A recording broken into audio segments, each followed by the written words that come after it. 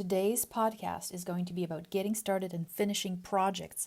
It has nothing to do with e-learning. It has nothing to do with scenarios. It's all about breaking bad habits and a bit of reflection from this past week and basically my past learning. So if you're looking for scenario stuff, you should skip this one. But if you're looking for just some ideas on how to improve your life, this might be a good podcast. Enjoy. You're here because you want more engagement, more delight, more fun, more learning. You're hungry for change and willing to take action. If you're not prepared to be wrong, you'll never come up with anything original. Welcome to the E-Learning Scenario Design Podcast with Anna Sabramowitz. I'm going to show you how great I am. Let's take learning to the next level. All right, friend. Welcome. So glad you're here. I'm excited you decided to stick around and listen to this anyways. And this podcast, really, what I wanted to do is, a part of the podcast is me thinking through my learning and then talking through that stuff with you and then figuring out, as you talk, what happens is you make connections that you didn't make in your mind because you weren't forced to get it all out. And that's actually kind of why conversations and writing things and keeping a journal really helps, because the minute ideas become tangible, like you got to write them down and stuff, is when they start taking shape.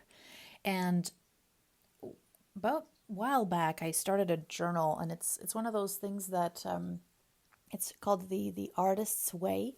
I don't know if you've heard of that book, but The Artist's Way is a book by Julia Cameron, and an accompaniment to the book is a journal. The journal you write in every single morning. You write in 3 pages, and it's a huge book, so it's like you think it's going to take you 15 minutes.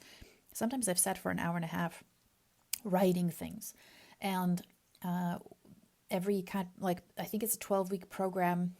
You do it by yourself, but every week or every couple of weeks has a theme about what you're trying to do. But basically, the goal of that journal is to, as you wake up in the morning, the first thing you do is you capture your ideas. And they're not ideas early in the morning. A lot of times it's anxiousness, nervousness, things that are bothering you that you've let your mind ruminate on, like over and over and over again. And what happens is, because your mind is a giant expanse of, well, basically it's its own universe. There is no dimension, there is no structure, and things can just swiftly, like, quadruple, 10x, 100x in impact capacity, and you can't even control that. So what's amazing about, and I just realized this after I started really heavily writing, I'm like, why is it writing all these pages getting me to this amazing calmness and amazing focus?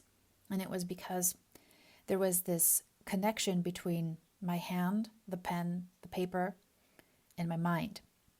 And what happened is my mind was all of a sudden forced to slow down to the pace of my hand because I couldn't write fast enough.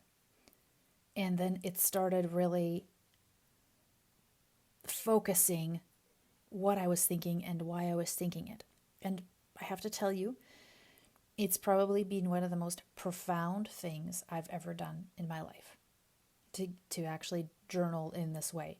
Stream of consciousness, not censoring yourself, writing all the, like, basically her instruction is to get everything that you can, everything you're thinking, out onto the paper. So it's ugly stuff, it's petty stuff. Sometimes you're frustrated, there were times where I thought I have nothing to write, and I wrote I have nothing to write about 100 times until something all of a sudden just clicked in me. So I suggest you do that. It's a really cool way to structure the rest of your day. It's it's not meditation. Some people call that. It is not, because it is basically just letting your ideas flow out on the page. But it is an excellent way to start focusing your mind and also bringing clarity to what you're actually working through and worry about. So the other thing I really wanted to talk about today is finishing things. So I find that this is just personally speaking, when I had this like special closet with all these little projects in there. They're sewing projects, they are painting, crafts, beading. I have all kinds of interesting, all kinds of things like and I've made some really cool, beautiful things. And then I stopped. And I realized when I don't know if this was just kind of what I assumed or if my friends thought, and we all kind of were that way because you are drawn to people who are kind of like you, is that this is an indication of creativity. That having a whole bunch of things that you're interested in and having a whole bunch of projects that are just all over the place and you jump into every one of them, this is a sign of a creative mind. And I really believe this for a very long time. And it's wrong. I have to tell you, it's not a sign of a creative mind, because everybody can do that. Everybody can start projects. And a lot of people, including myself, will tell you, oh, I'm great at starting. I'm a great starter. I'm like get-go. But the fact that you can't finish things, or that you are then drawn to something else, is a sign of a bad mental habit. It's actually nothing else. And so what happens also when you have these projects that kind of accumulate and you can see them, especially if they're out in the open, like let's say you started a project in your house and you didn't finish, that's sitting there and reminding you that you're the kind of person who doesn't finish things. And it's actually a demotivator. That's why I think was James Hardy. He's kind of like this, I don't know what he is. He's like a productivity, lifestyle, living a better life kind of guru guy. I don't know. And I think it was him who said that to-do lists are actually quite dangerous. And if you have a giant board in your office or something where you have a whole bunch of a list of all these basically unfinished and pending projects, it's not actually it's not good for you to have it up. Because what you will end up doing is looking at all those things together. Each of them will have equal weight. And then you'll get nothing done. Or it reinforces this thing in your mind, this doubt, like, oh my God, look at all the things I still have to do. Look at me, I'm not productive enough. Look at me, I'm overwhelmed. Look at me, I'm just not as efficient as like all this stuff ends up, building in your mind, which, like I said, is a universe of infinite dimensions and possibilities. And if you let that simple, kind of nagging, monkey brain mind talk, it will consume you and you won't take any action, or you'll beat yourself up over things that are not real. So this happened to me. So now my board in my office that I stare at every day has this single statement on it. It's called the Knife of Apocalypse. And I think that I got the name of the Sword of Apocalypse or the Knife of Apocalypse. I got it wrong, but basically there's this ancient story about this king who sat on a throne, and I guess the guy who was like his jester or his pauper or something, I don't remember exactly, said, I'd do anything to trade my life with yours, because your life looks so easy. You just get to sit up on the throne. You got it so good. And the king said, of course, I'll swap spots with you. But over the throne, he hung a giant sword, and it was hung by a single hair. And the idea was that you could sit in that throne, but realize the danger and the responsibility that comes with that position. And so the other thing that this is supposed to signify when I look at it is that when that knife falls, as it inevitably will, to take your life, what are you doing at that very moment? And is it worthy of your life? Is it representative of what you actually want to get done? So it's there to kind of keep me focused on the right thing, because sometimes we get distracted, and that helps me with the distraction, saying, is this going to help me live the kind of life that I want to live and be the kind of person that I want to be and grow the kind of skills that I want to grow. So one of the things I'm doing is I'm getting rid of all those little projects. I'm just giving stuff away because I don't want them to distract me. I know that they're not important. Like, it's not important for me to know how to sew a bag. I get it. I like the little workshops where you walk away and you can like go away for the weekend and come back with a bag and you've bonded with people and you're like, oh, that's great. I'm really not getting into that for sure, right? So I'm just gonna give all that stuff away because I'd rather just invest in a weekend project and then be done with it and have the satisfaction of finishing it instead of having things just sit around and me go, oh, one day I'm going to finish that. Not cool. So then the other thing is the idea of actually, this is another change I'm going to make, is I looked at my bookshelf and it's full of nerdy stuff. It's full of like learning psychology and, all kinds of research books and all kinds of good stuff. But then there's a whole chunk of it that's dedicated to Norwegian or Scandinavian noir. So if you don't know what that is, it's like if you've ever read The Girl with the Dragon Tattoo, that's called Scandinavian noir. And it's like a murder mystery, whatever. That one was kind of in a league of its own. And I read it. I read them all. And then after I finished that, I thought, there's got to be more stuff like this. And I found it. Of course there is, right? So it's basically like all these like really complicated crime novels, or some not so complicated. And so then I moved on to other things like Henning Mankell, who wrote for years, and the life of this detective. Then I read everything by Camilla Lackberg, who writes all these like ghost stories, but also everything's tied with like real murder and all this stuff. So recently, I'm reading this book by his name is Eknath Eswaran, and Eknath is actually a meditation teacher, and he's written a fabulous collection of books on how to get you into meditation, how to get you, he has this 8-point program on how to get you focused, because you can't just start meditating without changing other things in your life, like, taking care of your physical health, making sure you get out every day, making sure you eat healthy things that don't mess up your mind, because you realize that all of these things are related, right? And so one of the things that Eknath did, because he used to work, I think he worked at Harvard, is he used to read, I was a part of his job, he used to read fiction and plays and all those other things, which were a big chunk of his life. But then after, in the latter part of his life, he realized that those things didn't improve him. After a certain amount of, it didn't improve him significantly enough to actually warrant all the time that it was taking. And I didn't want to admit this to myself, because I absolutely love crime novels, especially the Scandinavian ones, just different kind of humor and all those things. But then I look at my bookshelf and I've got this is just a part of my collection because I've given away so much. 50 plus giant novels that I've read.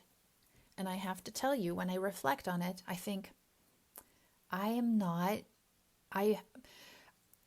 other than maybe in some ways deconstructing the story structure, which I don't do when I'm reading a great book, I'm just lost in a book, these books have not really improved my life in any way. And if you think about the knife of Apocalypse, the fact that something is over your head and you've got limited time, reading a crime novel is it's just like watching TV. It's just a time suck. These are just created to distract me from what's really going on, which is me trying to learn how to be the best scenario design person in the world and actually helping people do the same. And that's not happening when I read these books. And I feel like I don't want to be a Debbie Downer, but I feel like, my gosh, imagine if 50 books, if those were 50 books on just learning and psychology. I've already read a lot, but that's 50 extra books. That's the amount of time you do in a year's worth of serious study. So I'm not going to beat myself up over it because that's useless, because it's the past is the past. But from now on, every single one of these books, even though it's a book, I'm going to look at it as if it's one of those like Harlequin romance novels or one of those silly Netflix shows, because it doesn't really help my brain. It doesn't get me where I want to go. And so it was funny because Eknath was talking about how once in a while his little inside voice will go, oh, can we just read a little bit of, some new real thriller that came out? And he's like, no, it's just distraction. It doesn't help me become a better meditation teacher. This is my craft. This is what I want to get good at. And it comes back full circle for us to this idea of like finishing things and focusing on things, right? And meditation will help you do that. But it's funny how the teacher of meditation still has to struggle with that. So to me, it's just that every single day is you moving towards your ideal, but achieving the ideal is actually not possible, and actually would in some ways be almost kind of anticlimactic, because then you're like, oh, look, I've reached my pinnacle. What's there? What's left, right? But yeah, so that's one of the things I really this year is just going to be full of awesome deep dives into subjects. I'm going to take books that I already have on my shelf, revisit them, the right ones, do a deep dive. One of the best ways also to really teach yourself something is to try to explain it and simplify it for other people to quickly understand. That process is so powerful and also so difficult. So doing that is going to be my biggest priority this year, is to really take the things that I'm learning and the things that I'm applying and making them easier and easier for everybody else to get introduced to, so that they can start doing their own deep dives. Yeah. So I know if you see a giant crime novel sale, guess what? That's all me. That's all my stuff. Yeah, I hope that was helpful. So my advice: get rid of things that remind you of the trivialities that are left unfinished. Either finish them, like today, go and finish something, and finish it. That will give you almost that impetus, saying, I'm the kind of person who finishes things. Start telling yourself that, because that's when things get done, and then you can launch them. And a lot of us start things and they're not, this idea of perfectionism, right, keeps us from launching, because we think that's a virtue. It's not. That's just you delaying and procrastinating. Perfectionism is actually a fault. And it is, and when somebody says I'm a perfectionist, that means they're trying to make me think that that's a good thing. It's not. It's a bad thing, because they're not getting things done. They've just now made up a lie, really, to tell themselves that there's a reason they're not finishing stuff, because we finish other things, right? So get in the habit of finishing things. Start today. Finish something that you started and feel good about it. And then start with everything.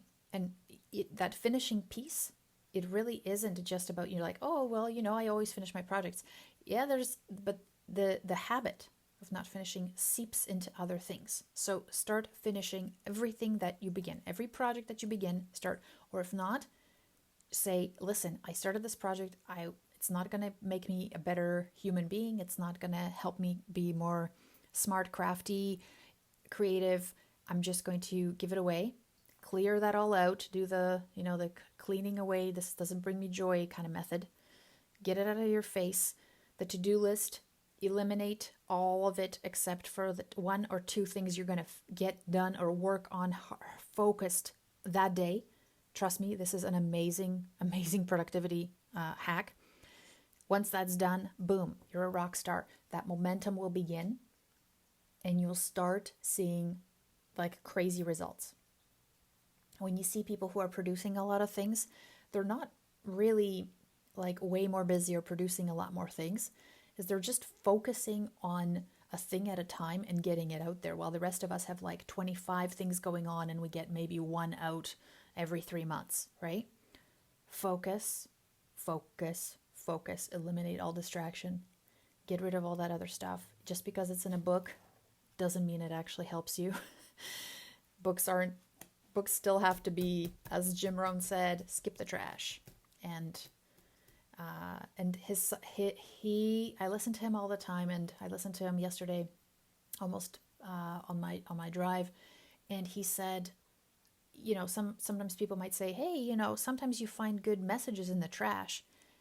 And he said, yeah, well, sometimes you can find a crust of bread in a garbage can, but I don't want the reputation. And I was like, oh, that's good, man. I love Jim. Have a wonderful rest of the week, and I'll talk to you next week. All right? Take care, friend. Bye. You're listening to the E-Learning Scenario Design Podcast with Anna Sabramowitz.